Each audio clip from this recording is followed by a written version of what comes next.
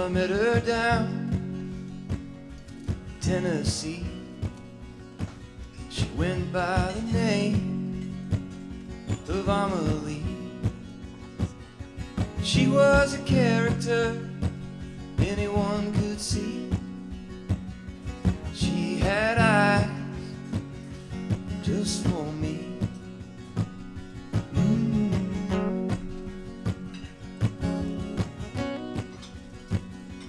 Time will fly and the summer would end, and I will never see her again. And I hear thunder in my head when I wonder where she is. And the river runs through a town, and all of the stars they're out tonight. She's up on the rooftop looking down, just staring at the river lit up with the city lights.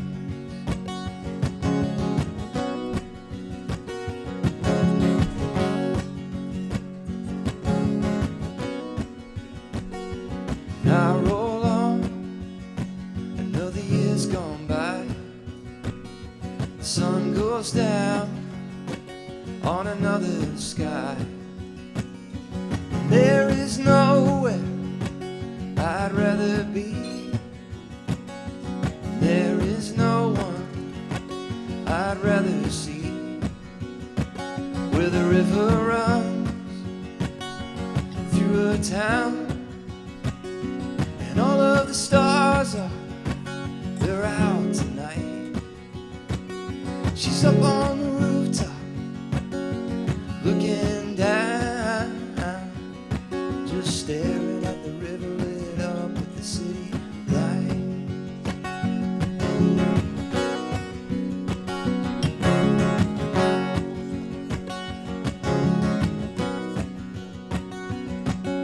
Should have been so torn up inside from losing what is hard to find.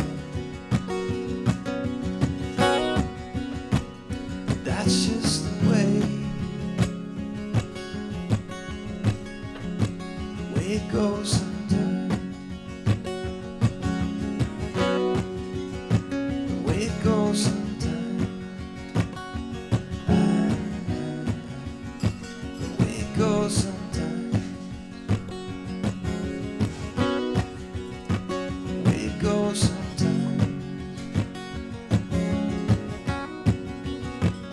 It goes sometime.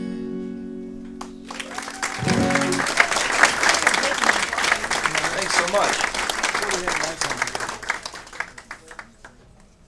Sorry about the slight delay getting on stage. We had I was told there was a bunch of people with some tickets that hadn't shown up yet, but it looks pretty full in here to me, so maybe they got here. I don't know, but glad to be here. I'm playing up in Cherokee, Texas, just outside of Austin by about an hour in 2 days, so Saturday during the day. And normally I travel around and play by myself, just get on a plane, take my guitar, some merch, and kind of one-man band wherever I go. But this festival, one of the, I guess, requirements is that I show up with a band, so I had to hire like a local band. And so this guy that plays here quite often, a friend of mine, Bob Schneider, so I called Bob in Austin and said, do you know any guys that I could hire to play with me at this thing? So he sent me their numbers, and I've never met them before, so I'm going to meet them tomorrow. And one of the guys, John, texted me yesterday. He goes, oh man, that River City Lights song is such a beautiful song. And I wrote him back and I said, thanks, that's Alison Krauss singing on it. And then I didn't hear back, and I'm like, is he going to show up for the gig? Or started to get nervous. But we'll see. I'll try to report back and let you know how it goes. But hopefully it'll be all good. And we got a live stream going on tonight too, so if you want to make a bunch of noise right now and let them all know at home that you're here.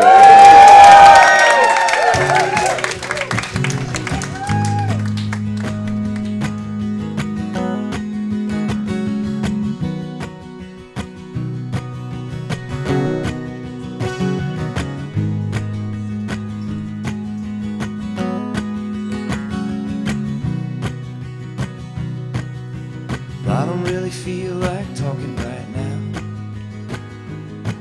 There's gotta be another way around somehow. And I don't really feel like saying nothing. It's hard to see you in the shape I'm in. My love is weak and I lost my will. My thoughts are racing and I'm standing still. Our hearts are one, and I know it's true. You can never get around what you gotta go through.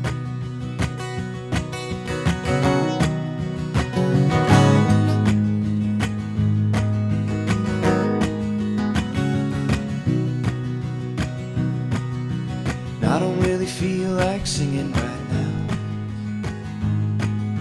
'cause I don't really feel like bringing you down. All my life all I did was run. God forgive me for the things I've done. Our hearts are one, and I know it's true. You can never get around what you gotta go through. Our hearts are one, and I know it's true. You can never get around what you gotta go through.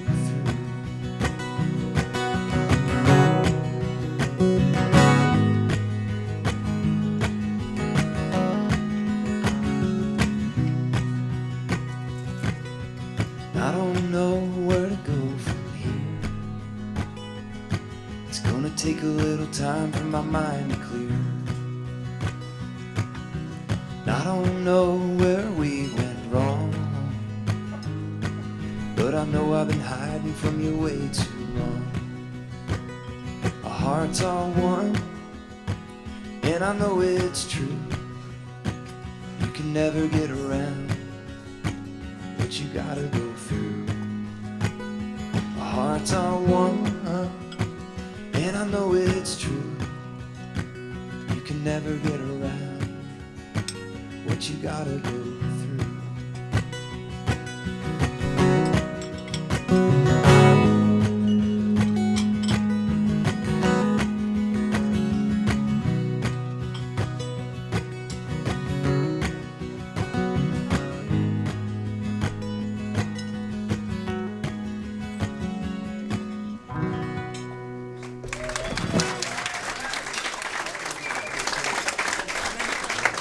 Thanks so much. Is it cool if I play you a couple like pretty new songs that you probably don't know? Yeah. All right. I always just ask, and I'd probably do it anyway, even if you said no. But you know, whenever I like go see my favorite band or songwriter, and they're like, "All right, here's a new single off the new record," I'm like, "Ah, shit, man, just play the hits." You know, I don't want to hear the new single. But this isn't a single to promote or anything. It's just kind of for fun. So, gosh, I kind of have to. I shouldn't tell you this either, but I come up here sometimes and like I've played some of these songs like thousands of times. So when I was playing that first song, I'm pretty sure I played the whole song, but sometimes I kind of time travel. Like I'm kind of thinking I'm getting situated up here, and I'm just kind of like hit autopilot a little bit, and then I get lost and I forget where I am for like I literally am not in the Mucky Duck for a little while. I'm just like thinking about what songs I'm gonna play next, the set list a little bit, kind of scanning the room, thinking about all the times that I've been here, and then I come back and I'm like, what verse am I on? So I kind of did that. I think I played the whole song, but just letting you in a little bit. Maybe I shouldn't. I don't know. I played most of it. That's good.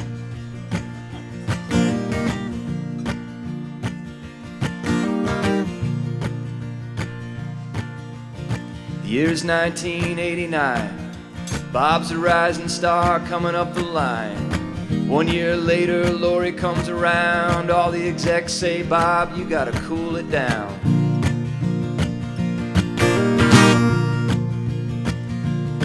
You wanna get where you're going, you gotta be who you are. Lori was so tough, she was making him hard. Bob was on a mission trying to make her laugh. Respect and admiration in the aftermath. Feelings changing in ways ways you can't explain.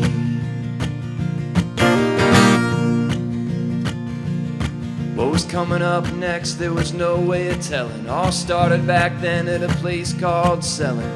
25 years and the time flew by. They were on each other's hearts, they were in each other's minds. Feelings changing in ways you can't explain.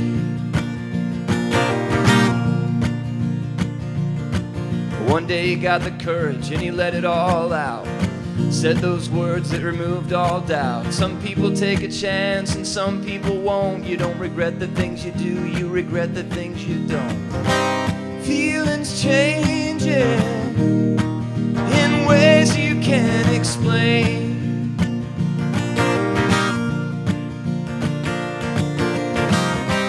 Feelings changing in ways you can't explain.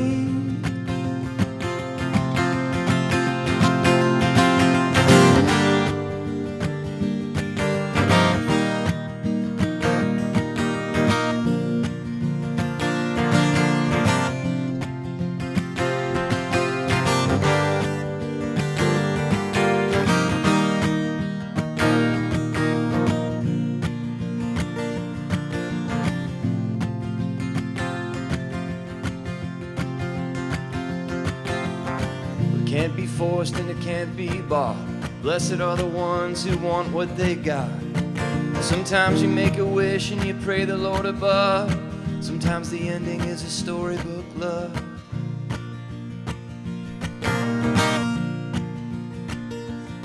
Most search their whole lives across the universe and settle for something, for better, for worse.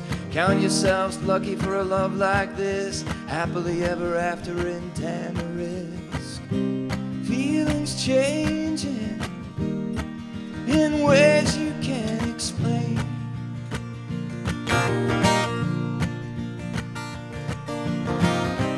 Feelings changing in ways you can't explain.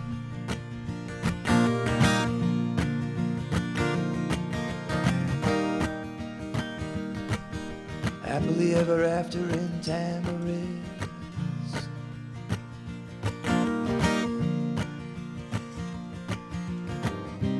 Feelings changing in ways you can't explain.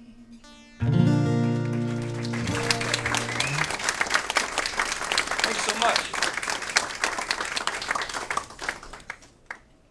So I wrote that song for a couple in Palm Springs. I've played some. They've been to see me in several different places, like L.A. and Colorado and Bainbridge Island, Seattle, to travel around and stuff. And then they had me.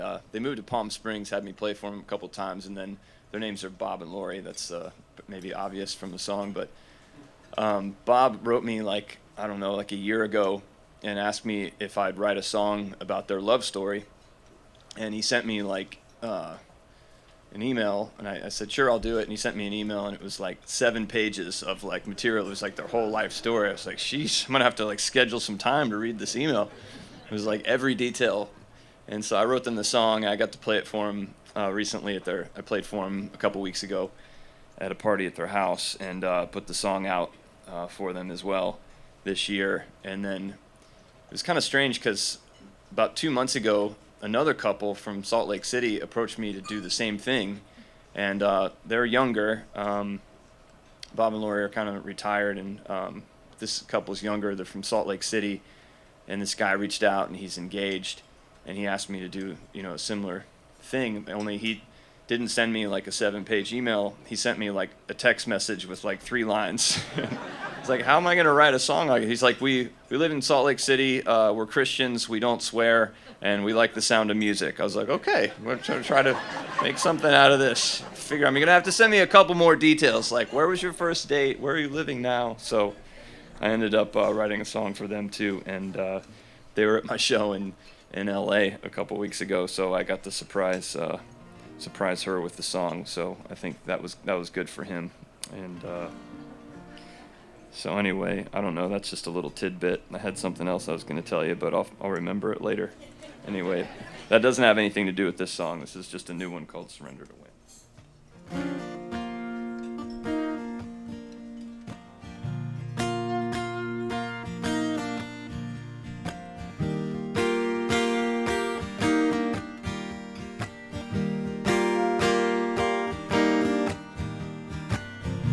Here comes the day again, trying to make it to the end. On the run like a fugitive, it's me I can't forgive. Surrender,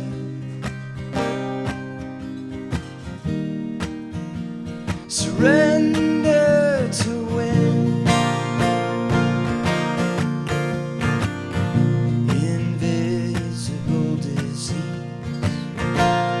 Chasing after me, I get tired and I wanna quit. I know I'm never getting over it. Surrender, surrender to win. Surrender. Surrender again.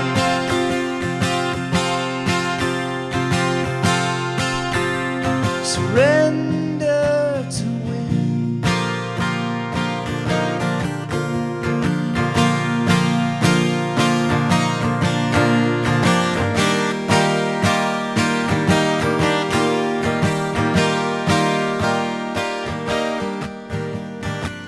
Feels like I'm running from the law.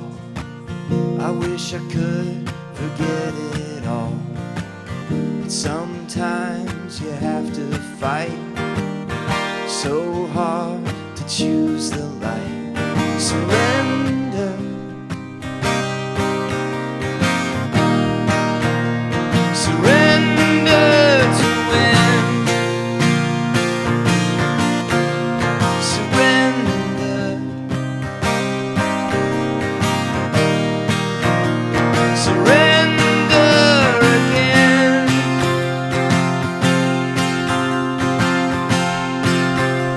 Surrender to win.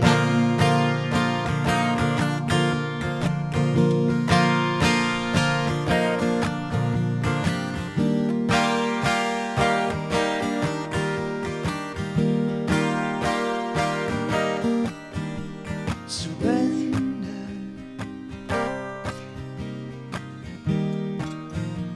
surrender to win.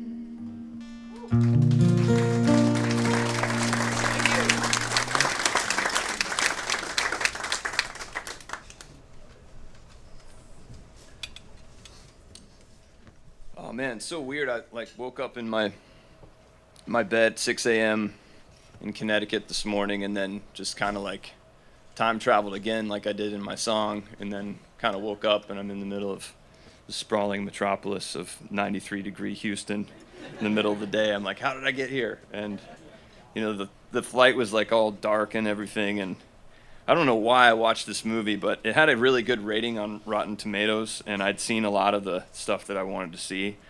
So I ended up, and it had Margot Robbie in it, so I thought, well, it can't be that bad. But it was Wuthering Heights, and it was really awful. It was really terrible. Just everything not to do in love and life, and it was just kind of really hard to watch. So, yeah, it did have that saving grace. So, but I don't know why I'm telling you this, but telling you about watching the movie, but maybe there's a reason why. I'll figure it out later. I wrote this song about my daughter Clara. I have two girls. Clara's the youngest one. Emma's the oldest one. Emma is a really good singer. I want to bring her to the Mucky Duck sometime. She's 14, but she's has a voice like an angel. Always has. She's become a really good piano player, and we play music on stage together quite a bit now. She opens some shows for me sometimes when she's not in school, And sometimes we have shows on the weekends locally, so we'll travel together, and she'll play some of her songs. And we sang together for the first time at this place in Connecticut called the Westport Pavilion, and she came up and sang this Bob Dylan song that she thought was an Adele song, but I had to tell her Bob Dylan wrote it. And she got on stage at this big amphitheater, and she'd never been on stage before, and she had sung this song at a funeral like 15 minutes before I went on stage. She was down the road. The funeral was for our friend's dog, Buntsman. So my wife said, everybody's in tears and everyone wants to sing this song for you tonight. And I didn't know the song. So she came to sing it, and I just like had her hold my phone down here so I could see the chords and I could play along and she could just sing. So she got like one line into this song that night, and the whole place stood up and gave her a standing ovation. I leaned down and said, that's never happened to me once in my life. And it's true. And we played a benefit concert last weekend. Same thing happened. She played another song. I'm playing for like an hour, and then Emma comes up and she sings like half the song, and everybody's like on their feet. And I'm like, see, this happens to me every time, and I love it. I wouldn't have it any other way. It's so great. And so yeah. Once I start bringing her to these places, I'm pretty sure they're going to say you can't come back unless you bring Emma with you. So. She wants, after that experience at the amphitheater, she wanted to drop out of school. I'm like, well, you still got like 4 more years of high school. We don't have to quite. But she was really psyched about it. So, and Clara's a basketball player. She loves Steph Curry. It's her like number one hero. Her whole bedroom is Steph Curry. We got to go see Steph play in New York and saw him warm up and everything. And my buddy, actually, he's been here to the Mucky Duck before, but he lives in Fort Worth. And he's friends with Steph Curry. So I texted him before the game. Said, hey, we're going to be there, and he like sent me a picture of Steph's bodyguard, and I'm like, this is pretty cool. Like, maybe I could finagle this, maybe introduce Clara to Steph somehow, some way. And anyway, we didn't get to meet Steph that night, but Clara was so psyched that she got to meet Steph's bodyguard that she was like, this is the best day of my life. So when she was, I wrote this song when she was about 4. She was going to this school called Waldorf School in Nashville, and it's kind of an alternative form of education, kind of like I don't know, I guess you could just sum it up by saying like kind of a hippie-ish school. They kind of play outside in the dirt and stuff, don't really worry about reading, writing, or arithmetic for concerningly long, actually, sometimes, but they just went to preschool there. So, and Clara, this is like right around the time, almost 10 years ago, right around the time when the topic of gender started to become discussed like very frequently in the mainstream circles of conversation amongst adults in a way that it hadn't before. And so Clara was sponging all this up, and she goes to school one day and tells her teacher, her preschool teacher, Miss Molly, she goes, Miss Molly, I think from now on I'm going to need you to call me Gus. And then the next day it was Jack, and the next day it was Bob. And the school, like, they took it really seriously. They called my wife and I and said, how do you want us to handle this? We're like, looked at each other like, we don't know. She's only 4. Like, call us back in 10 years or something. I guess let's just leave the adults out of almost everything for as long as possible, please, and just let the kids be whoever they want. And so that was kind of going on at the school, and then I was trying to write a song in my garage the next day with my buddy. Couldn't get anything done. Clara was being her usual troublemaking self and busting into our session every 5 minutes, riding circles around us in her tricycle. And she had this brand new Halloween costume she was very proud of. She was dressed up like a SWAT team member. She had this little switchblade knife, and she was pointing it at us, and we just couldn't get anything done. So I just gave up and started making up words about Clara and her personality in general and kind of what was going on at the school the day before. So we ended up, our song that day turned into this song about my youngest daughter, Clara. It's called Clara in the Modern Era. It goes like this.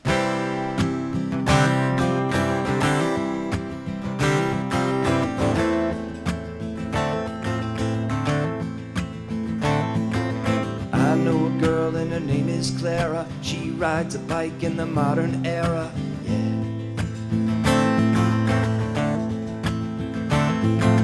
She has a Halloween costume with the knife and the SWAT team. Oh yeah. Oh Clara, with the crazy hair. Oh Clara, crazy hair. Just a girl in the modern era. Yeah.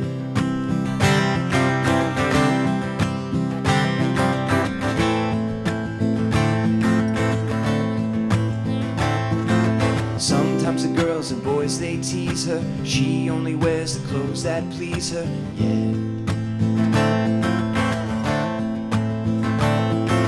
She don't mess around with girly colors. She's the ringleader of all the fellas, yeah. Oh Clara, with the crazy was Clara, just a girl in the modern era, yeah. Some people say she's a boy pretender, she's too young to know her gender, yeah. Oh Clara, crazy Hera, just a girl in the modern era, yeah.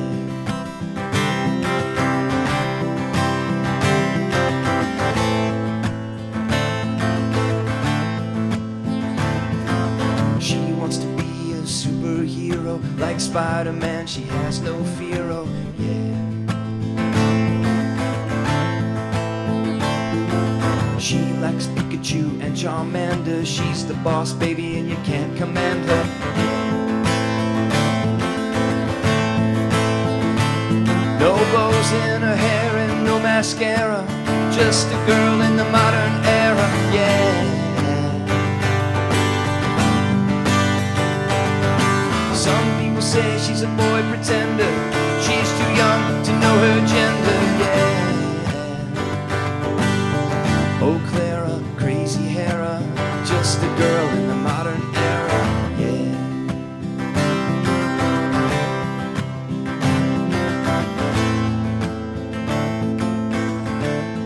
In the modern era.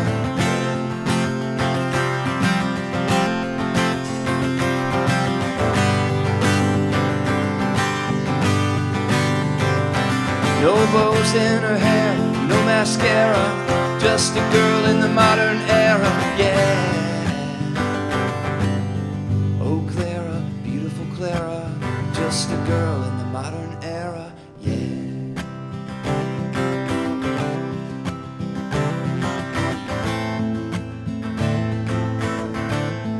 In the modern era, yeah.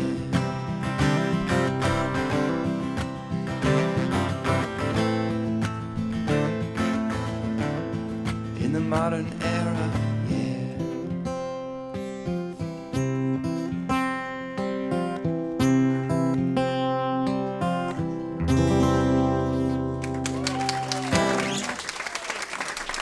Thanks so much.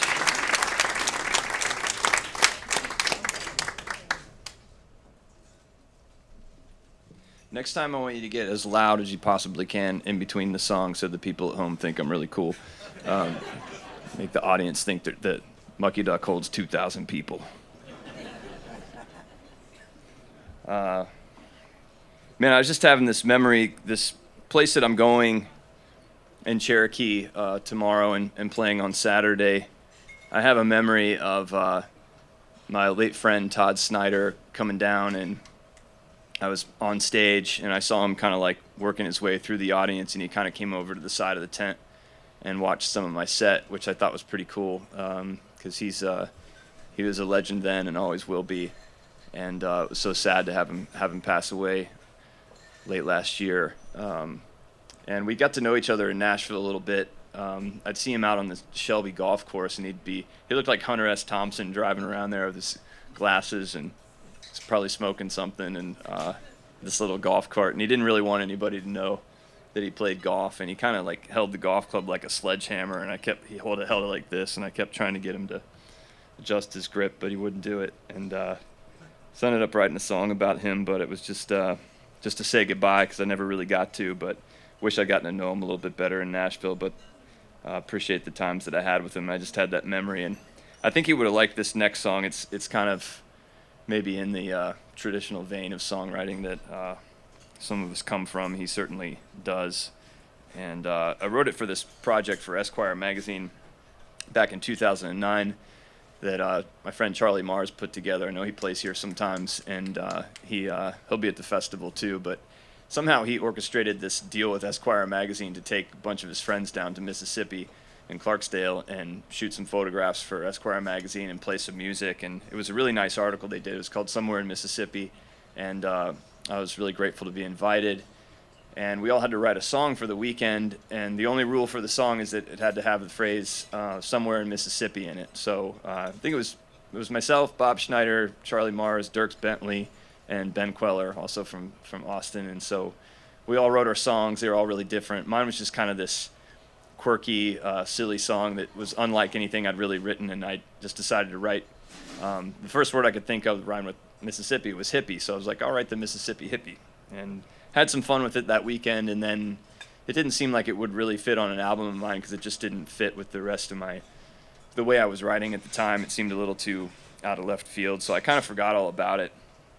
And then 10 or 12 years went by. This pandemic came out of nowhere in March of 2020 and hit, and all the shows were canceled for the foreseeable future. So I started playing these online shows on this platform called Stage It. And every Friday night I'd sign into this website, Stage It, and it was like 7 p.m. Central Time in Nashville. Must have done like 30 or 40 of these shows in the pandemic. And it kind of became a thing. Like, we'd look forward to it. Every week would be a build up to it, and a bunch of people would show up and tune in online. I kept seeing some of the same names on the screen. This guy, Mark Z from Ohio, kept tuning in. And one week, Mark requested this song that I had no idea anyone knew from the Esquire magazine things. Can you play that song, The Mississippi Hippie? I'm like, how the heck does he have that song or know that song? It's crazy. And it must have been on Esquire.com for a little while or something. So anyway, I knew I couldn't play it. So I just kind of pretended like I didn't see Mark's passing comment on the screen that night. And then he came back the next week and requested it again. I kind of responded the same way.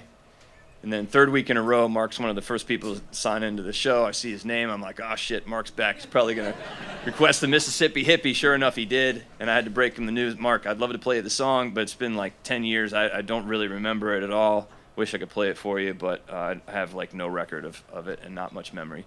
It's like, no problem. Play whatever you want. So played my set that night. A couple hours went by. It's really late. It's like midnight. I get an unusually late ping on my phone. And it's a DM on Instagram. It's from this guy, Mark Z. And somehow he has a recording of the Mississippi Hippie, and he sends it to me. I'm like, man, how did you get this? And so I listened to it. I'm like, this song's a little better than I remember it, actually. If I could rework this verse here, it'd be pretty strong.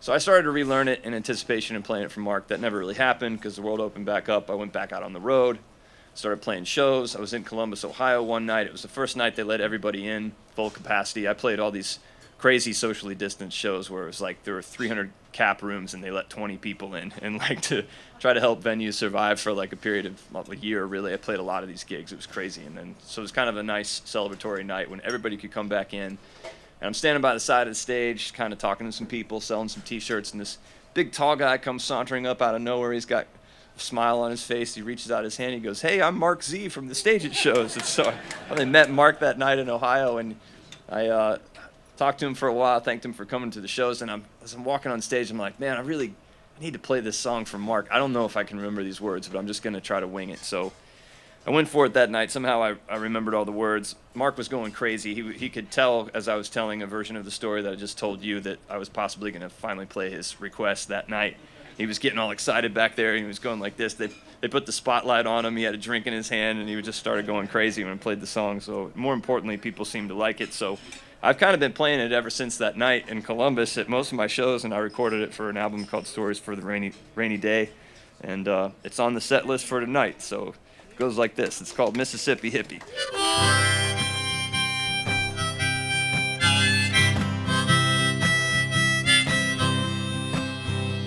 Somewhere in Mississippi is where my dad was born. He grew up on a farm, milking cows and growing corn. And he met my mom at Woodstock back in '69. She grew up in Jackson, right across the county line. And they had one thing in common. They were hippies from Mississippi.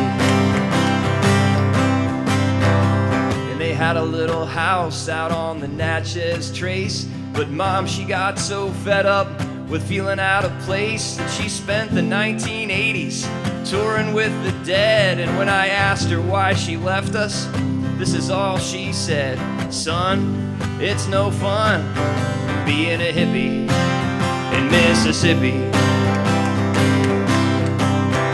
So we moved into a commune and I never had a chance. That's why I never had a date to any high school dance. Although there was one girl who liked me. I think her name was Julie. She wore the same shirt every day and she smelled like patchouli. And by the time we left for college, I realized, oh my God, I'm a hippie from Mississippi.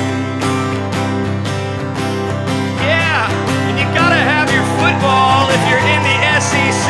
that no one wants to have a hippie in their fraternity. So I rooted for Alabama and even Ohio State. Yeah, I cheered for any team that Mississippi hates, and that made it just a little more tolerable to be a hippie in Mississippi.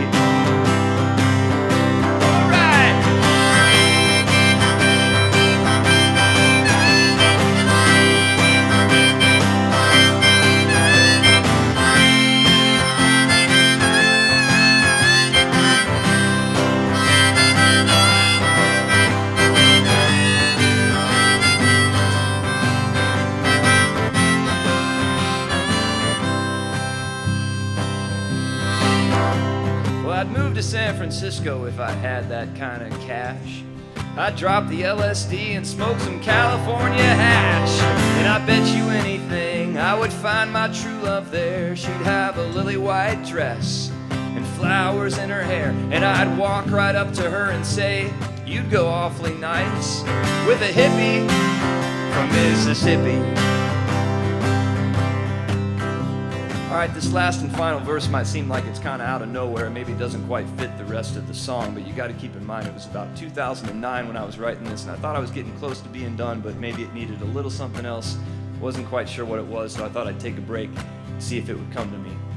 So I put my guitar down, turned on the TV, and as fate would have it, there was a breaking news story happening right then and then there in Mississippi, and I thought, well, this is meant to be. I have to end the song like this, so that's why this is the last verse. Somewhere in Mississippi, I heard it on the news. Tiger Woods is in the clinic with the sex addiction blues. And I know it can't be easy being locked up in a room with no cell phone and no internet and nothing else to do. But if you think that's hard, Tiger, try being a hippie from Mississippi.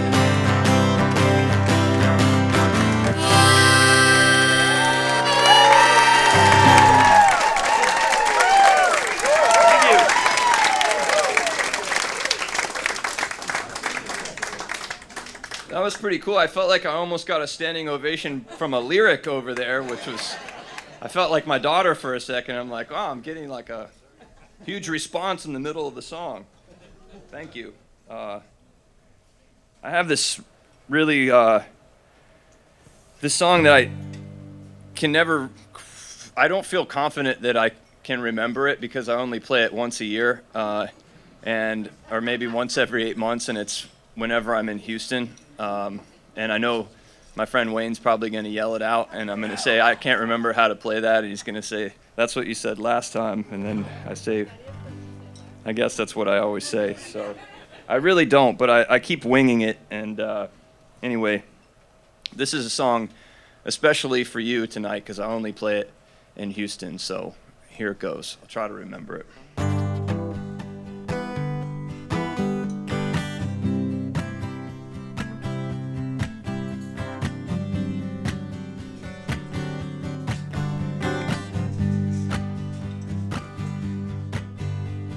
Had the afternoon in Houston, I was gonna catch a matinee, but I changed my mind when I realized I'd been sitting on my ass all day. Came in on flight 59 and picked the car up at the Alamo. Hopped on 45 and then I headed on down the road. And I knew it was gonna be a good day. I knew it was gonna be a good day. When I hit Allen Parkway, yeah, Allen Parkway, oh yeah.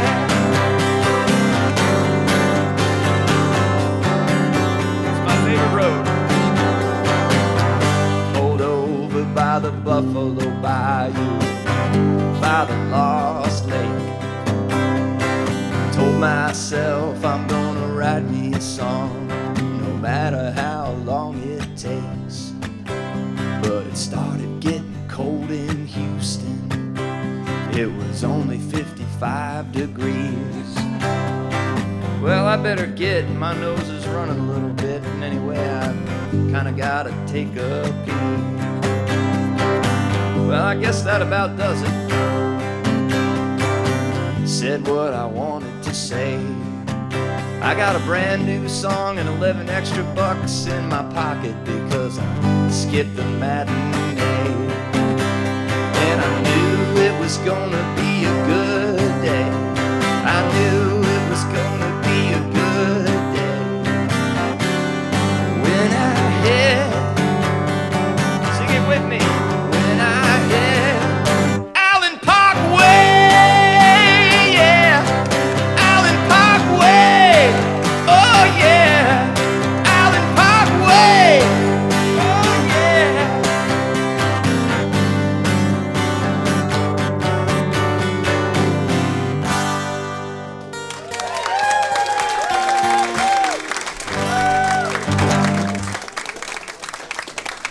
Thank you. Sound engineer's name tonight is Alan. Thanks, Alan. Is the Parkway named after you? Kind of.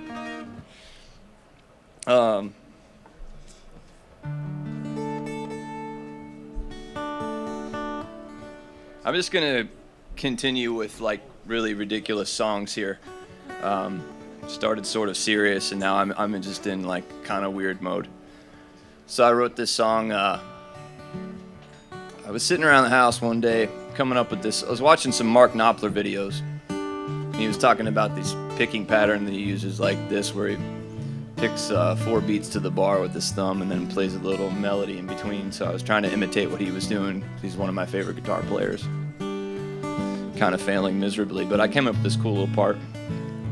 And then I kept singing, my tuxedo, ba-ba-ba-ba-ba, my tuxedo, ba-ba-ba. I kept singing my tuxedo, and I don't know why, it just sounded like my tuxedo. So I didn't know what the song was supposed to be about, and I wasn't really getting anywhere. And I think I sung my tuxedo about 2,000 times. It was probably driving everybody crazy at the house. So I decided to try a little writing trick and see if I could come up with every word I could think of that rhymed with tuxedo, write it down on a piece of paper, and see if something would happen. So I did, and before anybody gets any ideas, there was nothing. This isn't supposed to really reference any particular type of ethnic group or be any sort of pejorative. I just happen to have a friend in California that has this name, so he made it onto the list of things that rhyme with tuxedo, and that's why the song is called Guido. It goes like this. Here comes Guido, swinging his burrito, puffing on a cigar, sipping on a Tito's, winking at the woman with the big torpedoes, walking down the beach wearing nothing but a Speedo. These those Dems and using yens, I'm heading down to Pittsburgh to see my friends. Me, oh my, oh, made it to Ohio, just in time to see the sun go down in the sky. Luck changes every day, you never know which one might go your way. Just keep trying, I ain't lying. You get busy living or you get busy dying. That's my credo, cheesy as a Cheeto. Doesn't matter much to me, amigo, whether you fail or you succeed. Oh, either way, life's pretty neato, yeah.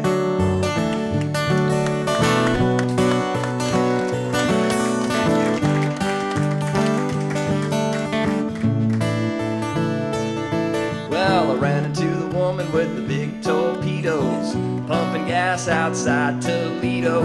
We hit it off, and the next thing we know, I'm walking down the aisle in my new tuxedo. Got hitched on the 4th of July, gave up my independence, and I don't know why. I made a vow till the day I die, it didn't matter anyhow, she left me for another guy. Luck changes every day, you never know which one might go your way. Just keep trying, I ain't lying. You get busy living or you get busy dying. That's my credo, corny as a Frito. Doesn't matter much to me, amigo, whether you fail or you succeed. Oh, either way, life's pretty neato, yeah.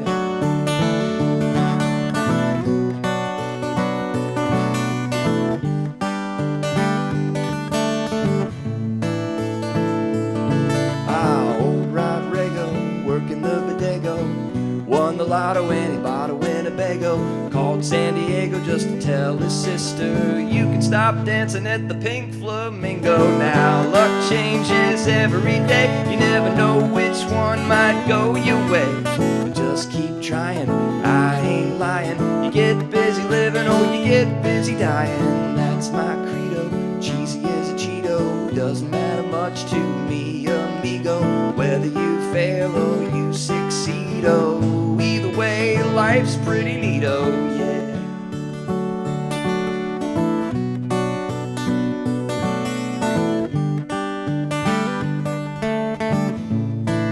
What's that, huh?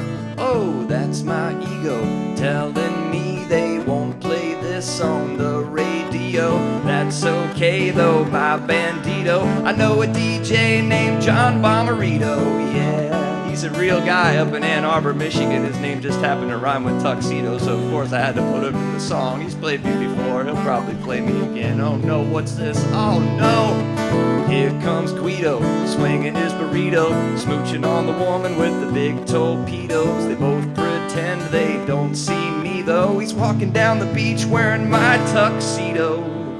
Luck changes every day, you never know which one might go your way. Just keep trying, I ain't lying. You get busy living or you get busy dying. That's my credo, cheesy as a Cheeto. Doesn't matter much to me, amigo, whether you fail or you succeed. Oh, either way, life's pretty neato, yeah.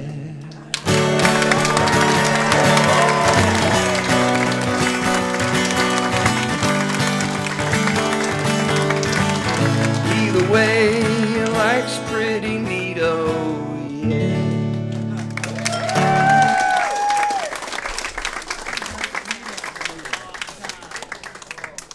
It's the only love story more screwed up than Wuthering Heights. So this is a little crowd participation song. You can just kind of find the beat in here. Just clap on the 2 and the 4. It should be really obvious, but you can come along and help be my drum section. I'll have a real drummer in a couple days, but tonight, still up here by myself, so you guys get to do that. And maybe just one little suggestion, maybe wait until like halfway through, 3/4 of the way through the song. I realize that's probably kind of hard to determine if you don't know how long the song is. So the song's probably, I don't know, 3 minutes, 45 seconds. So about the 2-minute mark, you could come in with a clapping part.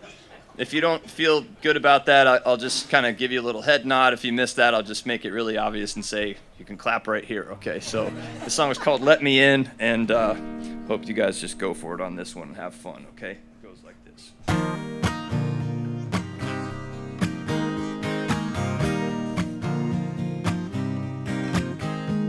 She's out of my league, and that's the kind of girl I need.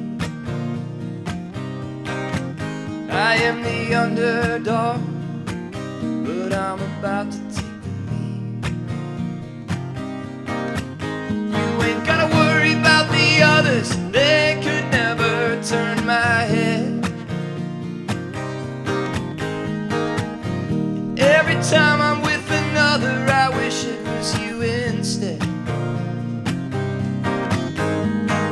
And I'm not trying to force it, but I got one thing on my mind.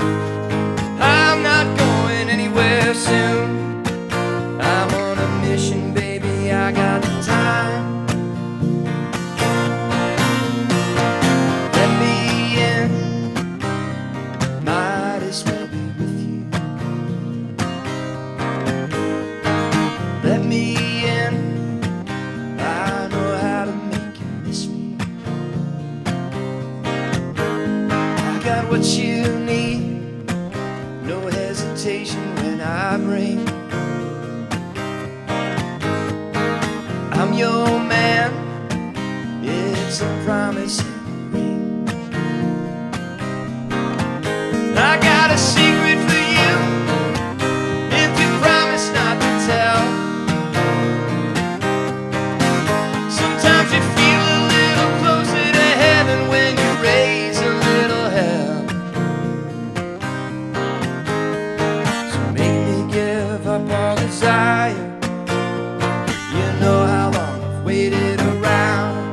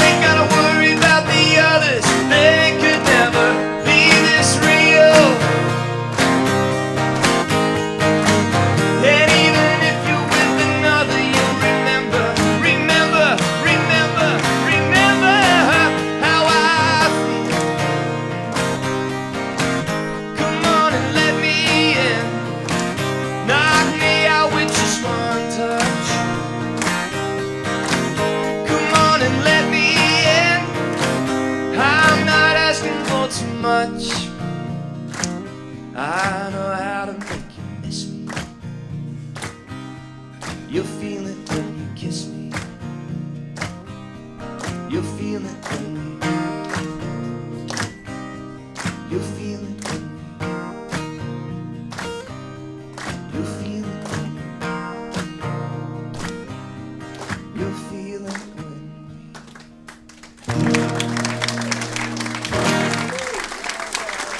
Nice clapping, everybody.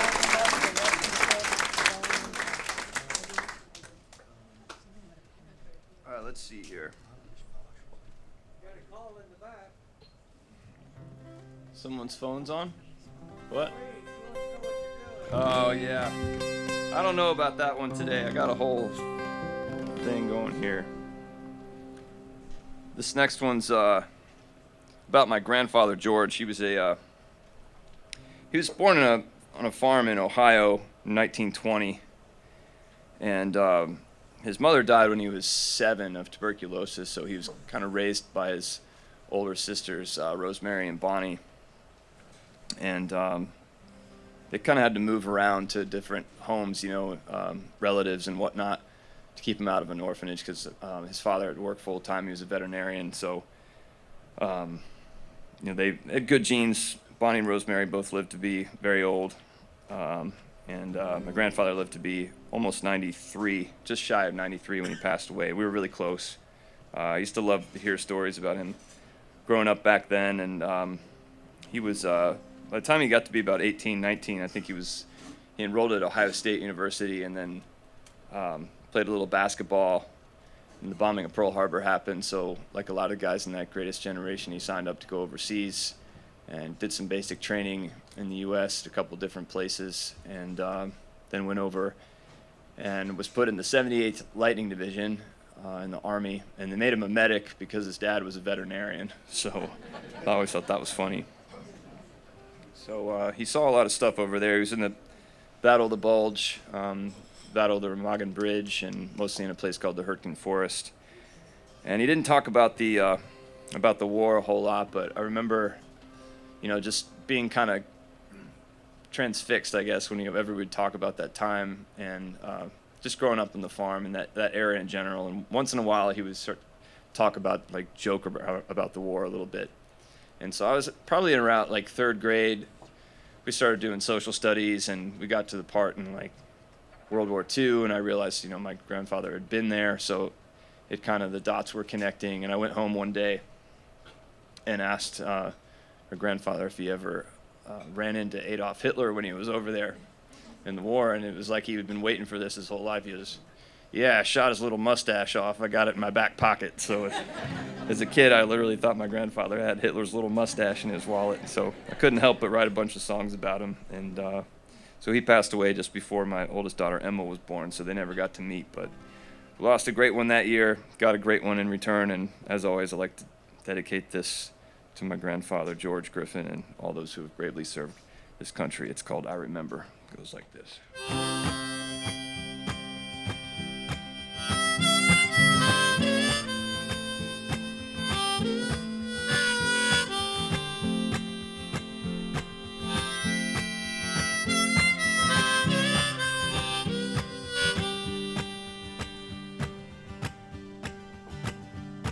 My grandpa fought in World War II, my uncle fought in Nam. My father was too young, he went to school and met my mom. And her dad always told us stories around dinner time. And there's one he told when I was young that sticks out in my mind. He said 10 years after Daddy taught me about the birds and bees, I was stranded in Pearl Harbor fighting off the Japanese. When the kamikaze pilots came and dove in without warning, I was on the Arizona on a warm December morning. I remember when I was a younger man, we were soldiers fighting in a foreign land. Now I'm older and it's happening again. But it was hard to have forgiveness for the things they did that day. And our president decided we should make their people pay. So we dropped on Nagasaki and we cut them down to size. And the one we dropped on Hiroshima left them vaporized. eyes and I heard some Christians saying, what would Jesus do? What if you were on the wrong side? Would he point the gun at you? And they read through every word of Matthew, Mark, and Luke, and John, so they could see if killing was the side that Christ was on. I remember when I was a younger man, we were soldiers fighting in a foreign land. Now I'm older, and it's happening again. And they separate the church and state and keep God out of school, so our governments can educate based upon their rules. But people start to wonder if our politics make sense when religion is our best excuse for national defense, and when our citizens start saying that our wars are not okay. And Washington keeps telling them God loves the USA, and they teach us history so we can learn from our mistakes. And this generation wants to know how many years it takes to change the way we treat our neighbors all across the land. 'Cause if we don't change our hearts, we repeat the past again. I remember when I was a younger man, we were soldiers fighting in a foreign land. Now I'm older, and it's happening again.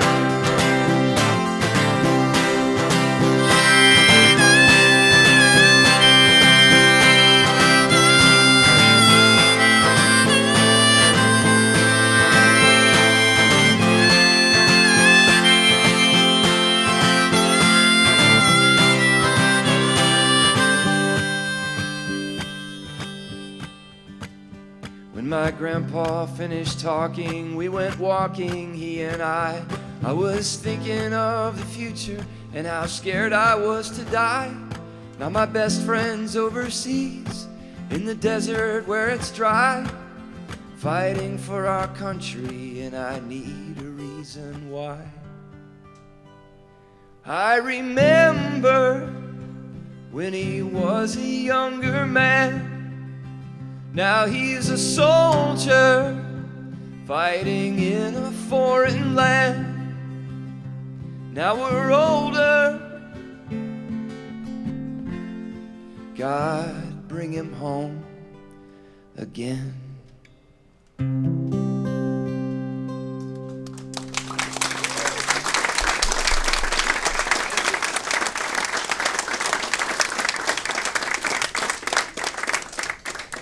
Much. Well, I played one for Clara, now I gotta play one for Emma to keep it fair here. So Emma she started this song on the piano. She must have been like 8 years old at the time. She came up with this beautiful little walk down part that she was down at her grandmother's basement playing the piano, and I heard this melody coming from down there, and I thought there was no way it could be her because it sounded perfect. It sounded like a Beatles song or something. I thought it was a record. I went down there and she's sitting on the piano playing this part, and I sat down next to her and started playing along. I was really amazed by it, and I was like, so what is this you're playing? She's like, oh, it's just something that I'm making up. So I started making up some words to go along with it and made a couple of verses. She got bored after like 5 minutes and ran away, and then she came back like an hour and a half later, and I'd kind of written the whole song around her little part. So we sing this together sometimes, and maybe one day we'll sing it here. It's called The Little Girl and the Old Man. It goes like this.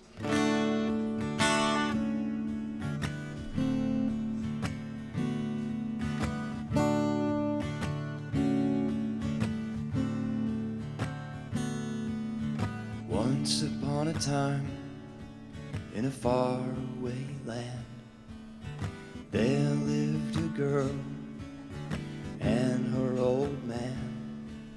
They sang and they drummed and whistled and hummed, and then he ran off with the band.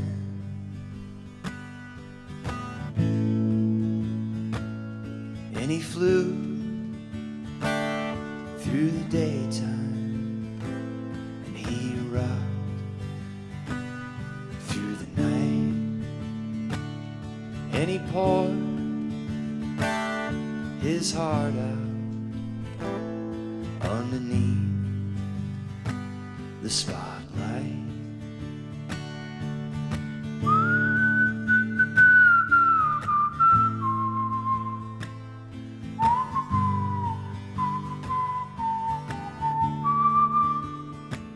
And one day he came home and his girl was all grown. She'd written some words and a tune of her own. She told her old man and hoped he'd understand. And then she ran off with the band.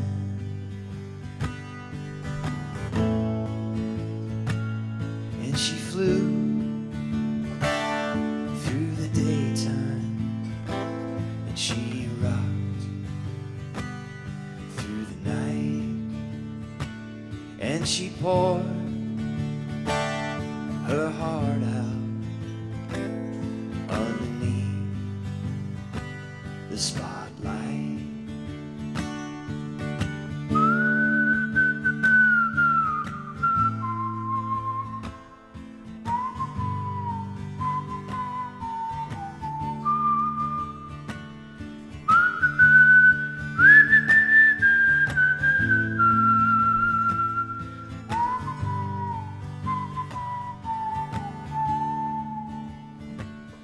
And the years drifted by like clouds in the sky, and the little girl who never imagined he'd die, she made her way home and found him alone with the light going down in his eyes.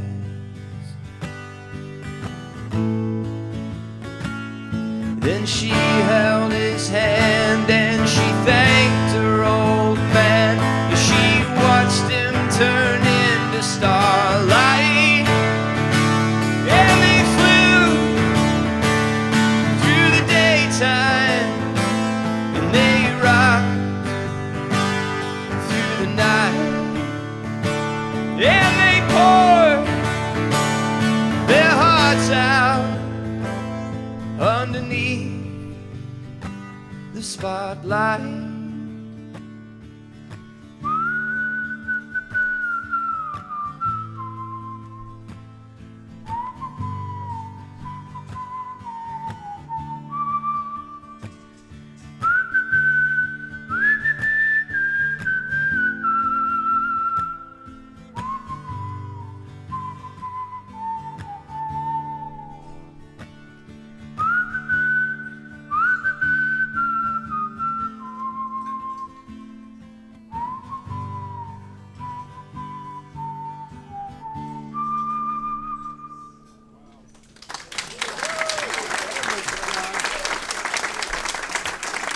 Thanks so much. All right, I got a handful of songs left for you here. I don't really. This isn't a great stage to like do the mysterious encore thing where I run off stage and pretend like I'm not going to come back out, and because it's just it's awkward getting through here, so I'll just stay here. And my encore, by encore I don't mean one song, I mean like 5 songs. So I'll play the encore section of the show. Starts now. Just thank you for being here tonight. And this is a song about wondering if possibly one could be remembering the past a little bit differently than it actually happened. It's called Yesterday Lies.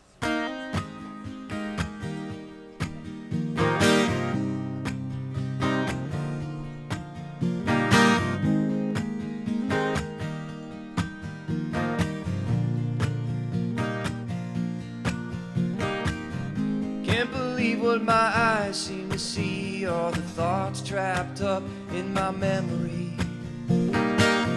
Something up in my head says I'm better where I used to be. I try to solve every mystery, but there's no luck stuck in the history. Ego tricking my mind into seeing what it wants to see. Yesterday lies when I leave it in my hands. Yesterday lies to me. Yeah, it's just an illusion caused by the thoughts trapped up in my memory. Voices telling me everything was better how it used to be. Yesterday lies, but I'm looking in front of me. Ain't gonna let those old bad thoughts get the best of me. Yesterday lies to me. Hard to believe how the story unfolds when your heart's so warm and your love so cold. I gotta say it was bold of us to begin it all. I used to feel so invincible, found it easy to convince you all.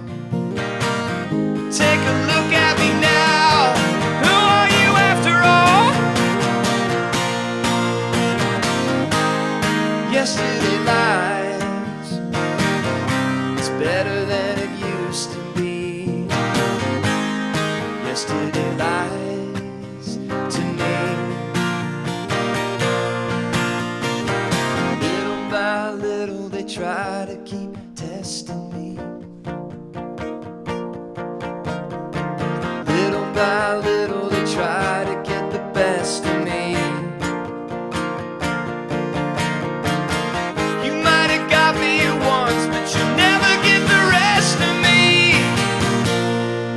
Looking in front of me.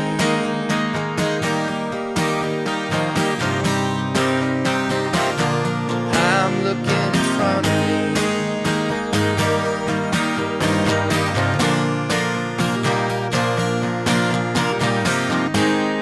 Yesterday lies, it's better than it used to be. Ain't gonna let my thoughts get away with thinking less of me. I ain't messing with destiny.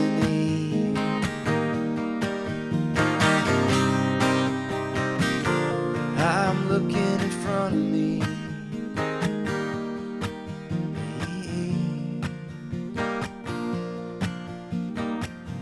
Don't know why my memory keeps playing tricks on me. Yesterday lies, you see.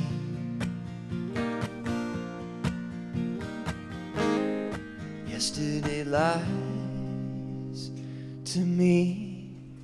I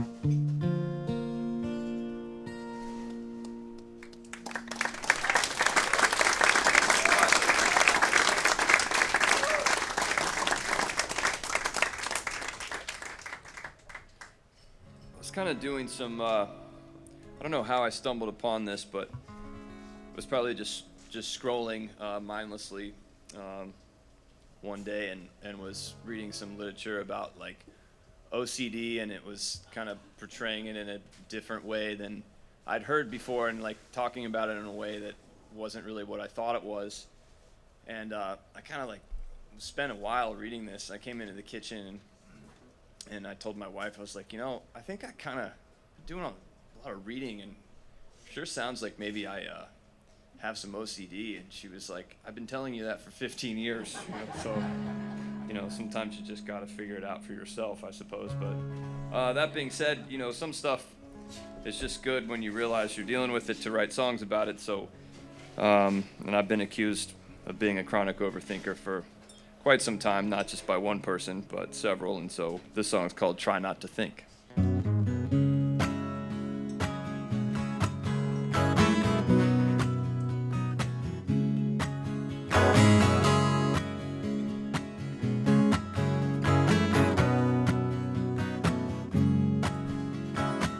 10 years ago, on the 1st of spring, I moved to town with the world on a string. Life was a game and I was one of the best gunslingers in the Wild West.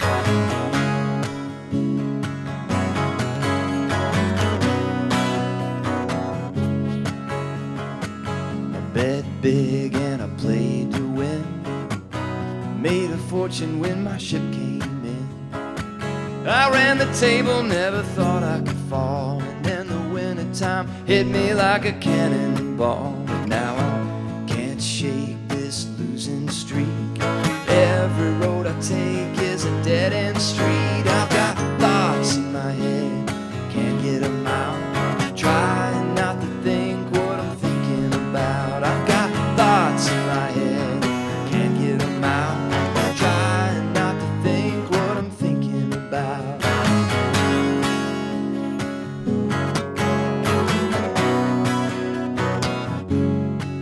I've got two wolves inside of me. The one that wins is the one I feed. It's like I'm chasing a carrot on a piece of rope. It's like I'm dope sick on a thing called hope. I see the writing on the wall, but the words aren't clear. I listen for a voice, but all I hear are the thoughts in my head. Can't get them out. Trying not to think what I'm thinking about. I've got thoughts in my head, can't get them out. Trying not to think what I'm thinking about.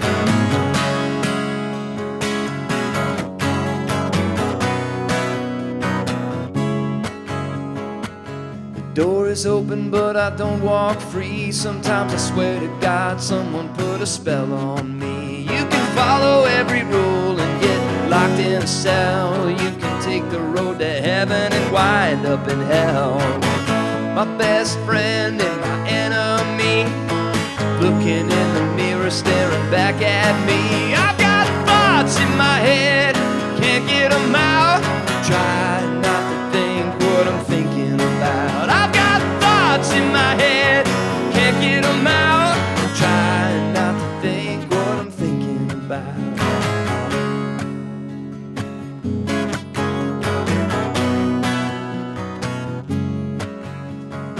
Sometimes my blessings even feel like a curse. Sometimes I lie to myself, cause the truth seems worse. Sometimes it feels like I lost my faith, and I've been trying to get it back ever since that day. Feels like I'm drifting and I'm lost at sea. Feels like everybody's got it out for me. I try to pray but it don't do no good. God, could you help me? You promised you would. Just a little miracle is all I need, but I can't even muster up a mustard seed. I've got thoughts in my head, can't get them out. Trying not to think what I'm thinking about. I've got thoughts in my head, can't get them out. Trying not to think what I'm thinking about.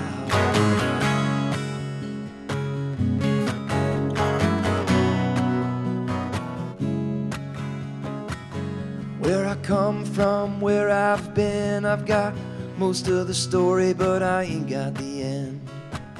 Somewhere down in my subconscious mind, there's a piece of the puzzle that I'm trying to find. So I trace my steps back to the start, looking for the place where I left my heart.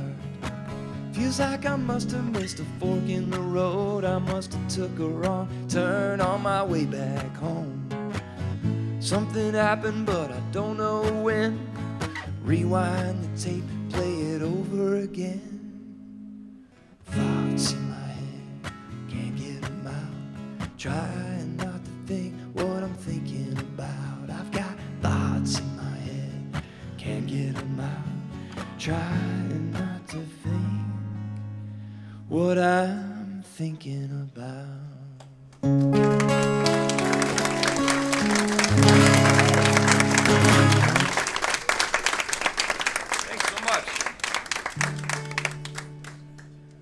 This is just a really little song with a really long title. It kind of fell out of the sky one day and into my lap. And they say if you don't do the work to prepare yourself to catch it, that it'll fall into somebody else's lap, and that's okay if that happens. But I'm glad that this one fell into mine, and it just kind of seemed like a total gift. It's been very good to me over the years, and I usually play it at every show because people have made it kind of popular. So it's called The Guy That Says Goodbye to You Is Out of His Mind. It goes like this.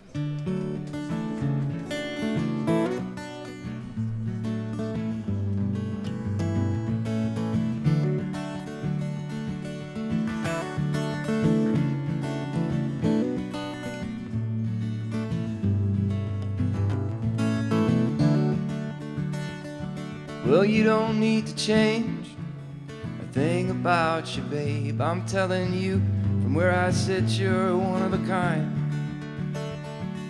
Relationships, I don't know why, they never work out and they make you cry. But the guy that says goodbye to you is out of his mind.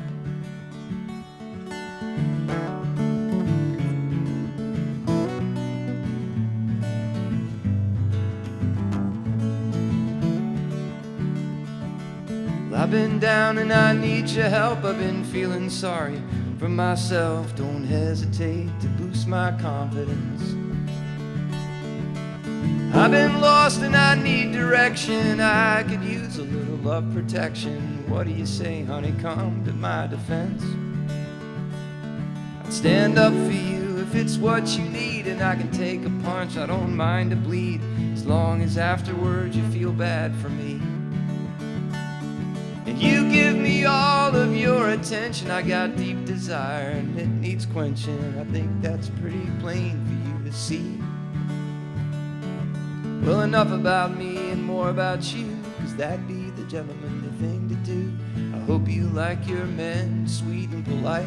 I thought I was done with telling you, but I'm not nearly halfway through. I got a few more things I'd like to say to you tonight. So get ready. You don't need to change a thing about you, babe. I'm telling you, from where I sit, you're one of a kind. Relationships, I don't know why, they never work out and they make you cry. But the guy that says goodbye to you is out of his mind. Out of his mind.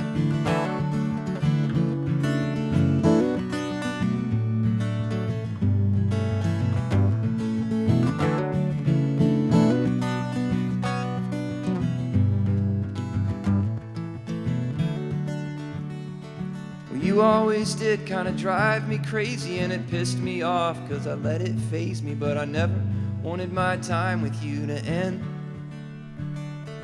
Now I'm back in town for a day or two, and mostly I came back just to see you. I'm leaving now, but I don't want to go.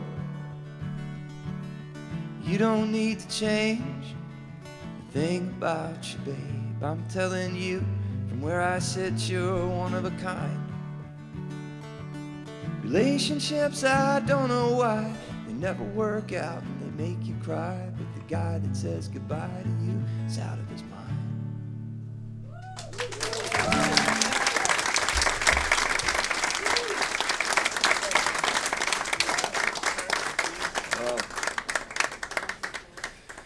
If only Heathcliff from Wuthering Heights had just played that for Catherine, it wouldn't have been such a tragic ending. Would have ended differently, maybe. I didn't write it soon enough. Sorry, Heathcliff. I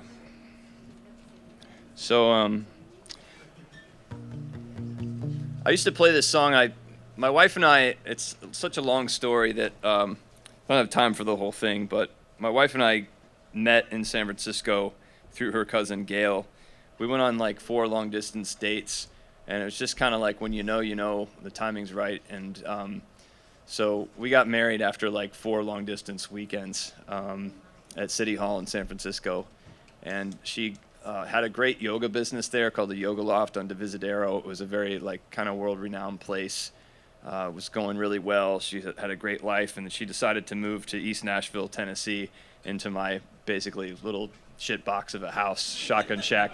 It was my first house. I bought it, and I was proud to own it, but she pulled up and like thought I was like Rocky Balboa or something, and she thought she had arrived in chapter 1 of To Kill a Mockingbird. She had no idea where she was, East Nashville, Tennessee. And I got this call to go open for one of my favorite bands as a kid. I watched them on MTV and VH1. The Cranberries, they were doing a North American reunion tour, and so my wife and I went out on the road with them, and they had these 3 giant tour buses, and we were so excited to go, and we followed them around in like a four-door Ford Taurus, rent a car from Hertz or something. And we did 17 shows in North America. So I remember singing this song every night, and those crowds were kind of crazy because, you know, they were really big, like a couple thousand people some nights. And they obviously wanted to see the Cranberries, but I wanted to have as much fun with it as I possibly could. So I didn't want to just go up there and play a bunch of slow stuff. I needed some, at least a couple aggressive ones to throw in the mix there. And I'd been listening to some Clash. I love the Clash, and I wanted something similar to that feel. And there was one song where Joe Strummer started singing some Spanish lyrics that he mixed in the song. I think it's on Should I Stay or Should I Go? And so when I was making a music video with my grandfather that I was telling you about, we did a music video for that song. I remember the director was this French guy, Laurent Brier, and he helped me translate some words into French for this song. So this is my little version that I played every night out there and had fun with. It's called Standing at the Station.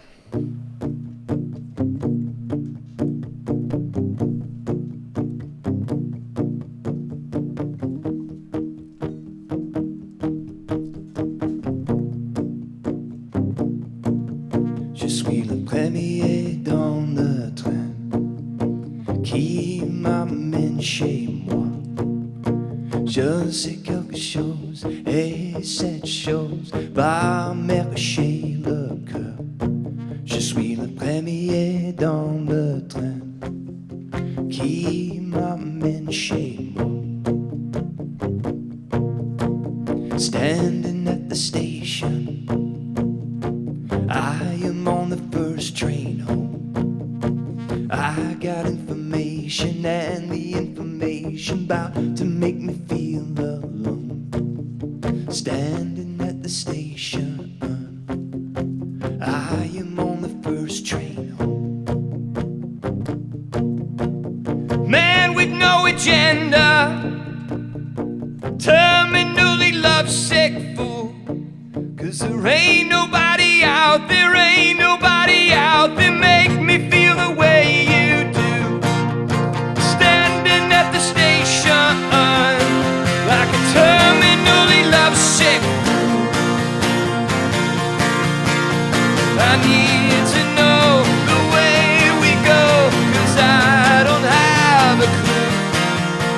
I walk the world for answers, but the only thing that's true is there ain't nobody out there makes me feel the way you do. Standing at the station, I'm about to lose my mind, 'cause I got limitations, and my limitations gonna make her leave my side. Standing at the station, I'm about to lose my mind.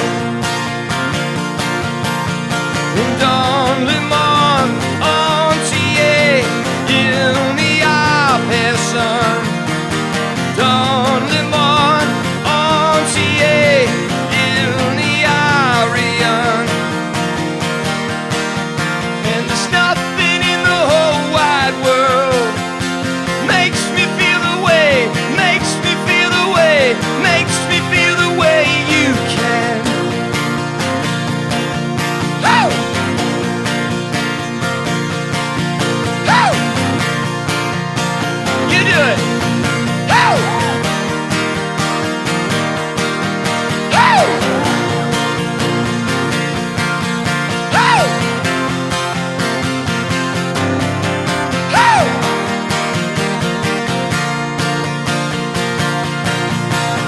Standing at the station, I am on the first train home. I got information, and the information about to make me feel alone. Standing at the station, I am on the first train home.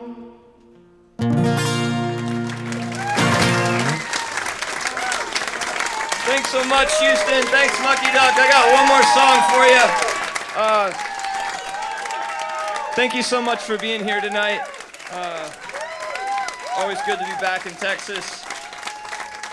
I do a little merch pitch here, so I got some good stuff back there in the corner. If you haven't ventured back where the bathrooms are, you might miss it because it's kind of beyond the front door, but it's right back there. I have the couple good things. The softest